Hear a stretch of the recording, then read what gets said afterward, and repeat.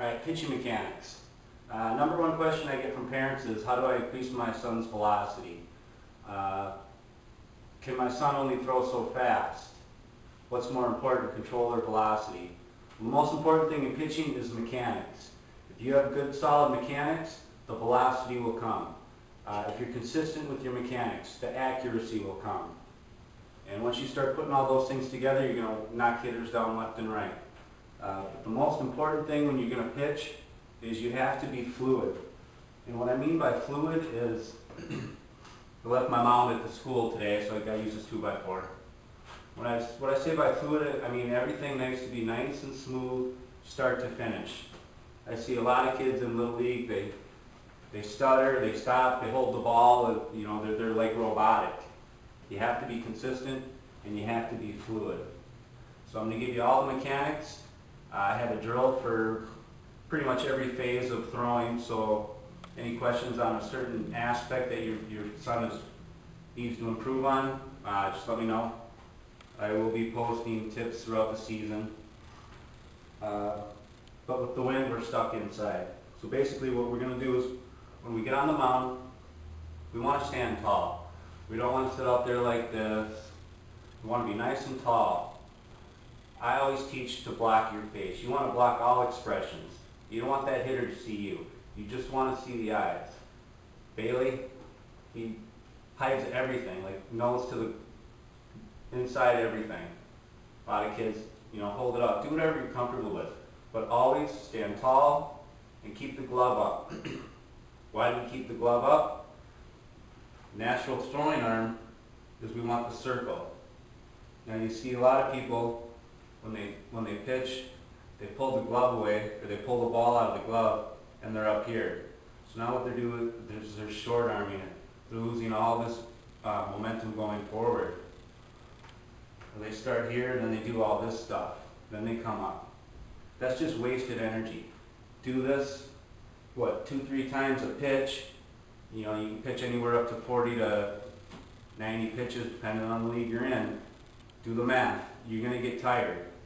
We want to save all our movements, and we want to minimize them. Keep them nice and simple. So glove is up here, and what we do is we never move the glove. Always stays here throughout the moment. We're on the mound, feet shoulder width apart. And I say shoulder width apart is it's just our natural balance. If you jump and landed on your feet, this is how you would land in a balanced position. So now, centered on the rubber, either way, that part's irrelevant. But our first movement is always back. Back or straight to the side, like this, I'm okay with. But you'll see a lot of people step down and forward. We don't want any forward movement. And the reason I don't like stepping to the sides is whether you get one of those little artificial mounds that they come and put on the field, or you get bad mound conditions. What happens is you step over here and you step off the left of that mound, and what it does, it'll throw a little funk in your windup, and you won't get the same movement every time. I used to teach going straight back. Well, you get to those mounds where it just drops off, so now all of a sudden you're falling back. So just because of poor field conditions, I always step straight back to the side. So now we're going to step straight back, glove still here. This is where the twist comes. So we're going to twist up in here with our drive leg. We always want to keep it flush with the rubber. That's it. Don't try to get the balance on there, because what will happen is, you know, your cleats will catch different every single time. You're very rarely going to get it. We're not really worried about that push. We just want our foot there. So now here's our foot, and our knee comes up. Now what we want to do is we want the knee high, and we want to put it towards shortstop if we're a right-handed pitcher. Second base, left-handed. A lot of coaches say, you know, show the numbers. Well, when a kid thinks in his head, show the numbers, what he does is he might even have his knee up here, but he turns his upper body. And what that does is it puts everything out of sync. Show the hip pocket. That's not bad, but you got people worried about this. Either way, hip pocket or back pocket knee to the shortstop, I'm okay with either. I go with knee to the shortstop because it's just a more natural movement. Here's our glove still here. Now here's where we want to get to the slide here. Alright, now the broom magically appeared. Now, once we're up here in this knee position, this is where we go forward. And what I mean by going forward is we don't want to put our energy into the ground. We want to get it going towards home plate. So if I was flush with the rubber this way, what we want is we want that lean. You see how I have that angle? There's your power angle. And it's hard to explain, impossible to teach to kids down here. So I use this broom in the garage to explain what we're looking for. And what we're looking for is we don't want to come up to a balance point. Balance point is a horrible cue. People come up and they say balance here. Well, if you come up and balance, that means you stop.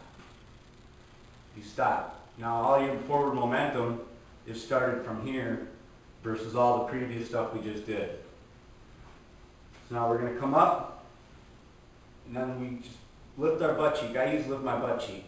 You lift your butt cheek, to say that to the kids, and what it naturally does is you just fall.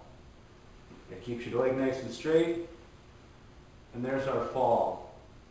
And there's our angle. We want that angle going home. Now, just as we fall, that's the ball in the hands, in the glove. They all come down naturally. They just naturally. That's the separation. Don't ever pull the glove, or don't ever pull the ball. Don't think about it separating. Just let it fall out. I open the glove and the ball just falls out. What that does is gives us the full circle. Now we're up here. Now speaking of this, when you bring that ball up, I let pitchers do whatever they do naturally. Center field, third. If I'm going to teach it, if they have problems with it, then I teach to third. If you show the ball to center field, when you come forward, it's just another action that gets on your pronator tears. That's all the little muscles in your elbows. All that force puts a little added tear on it and added pressure on it.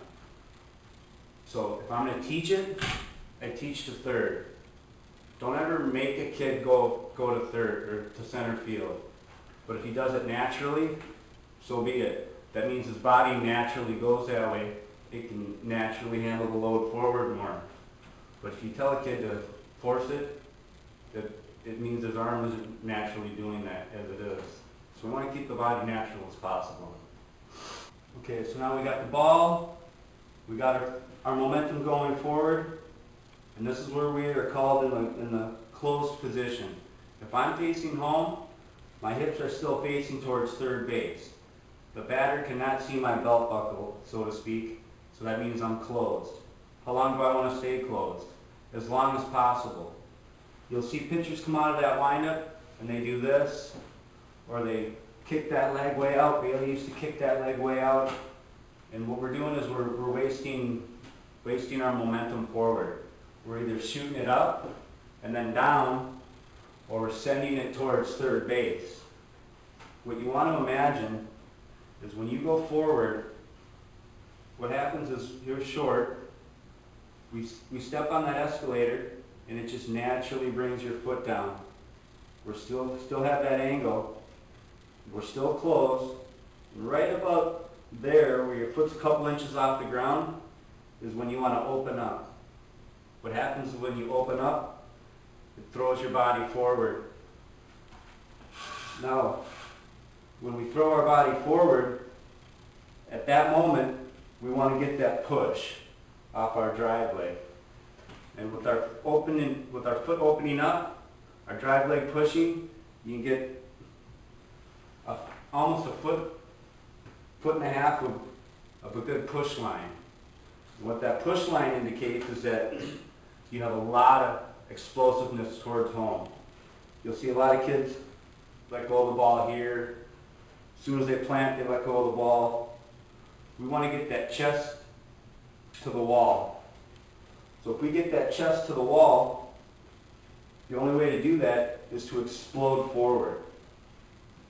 So now when we explode forward, you will see a toe drag line. The straighter the line is, the more explosive you are towards home, probably the more velocity you're going to have. So always check your toe line for an indicator on that. Alright, along with that long stride length, when we open up, at this point what we want, we're a little bit off the ground, we want our chin behind our belt buckle, or our belly button. Either way you want to look at it. You want that lean, that back lean. See you drew a line there? You want that natural body twist. And what happens is, when you plant that left knee, what you're doing is you want to lock it up. When you lock that plant leg, all that happens is you force your pitching arm side to come forward.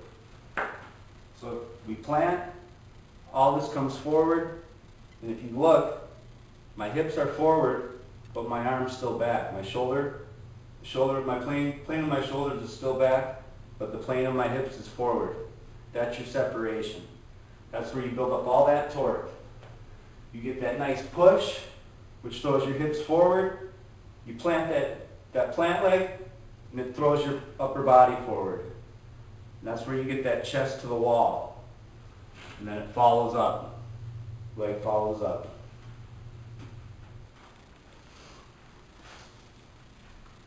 Okay, last but not least, the arms.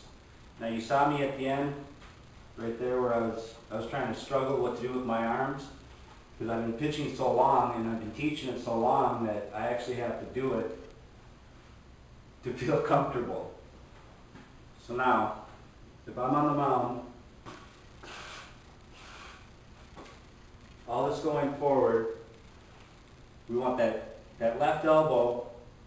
Imagine if I lopped off my arm right there. We want that left elbow up. With that left elbow up, where's our arm? Down. Our arm should always be moving the same. We don't want this up here and this up here. We don't want the inverted W's or the inverted W. We don't want any of that stuff. We want our arms to be a mirror of each other. So now we come up, there's my glove, here's my ball. Now what you want to do is you want to just scoop some air in, this is for kids, scoop the air in and bring it in. So now we're out, just scoop it in. And when we scoop that in, and our plant all at the same time, it just whips the rest around. Bailey does this too, to any inconsistent pitchers, is they leave this glove down. When you leave it down, it's just a little bit of an imbalance. Shaving valuable mile per hour off your fastball. So always, elbow up, scoop in the air, bring it forward. Once you tuck that in, it just naturally comes forward. This is very important. Keep it all the same. Got the broom there. Nice and smooth. Scooping it in, letting it go.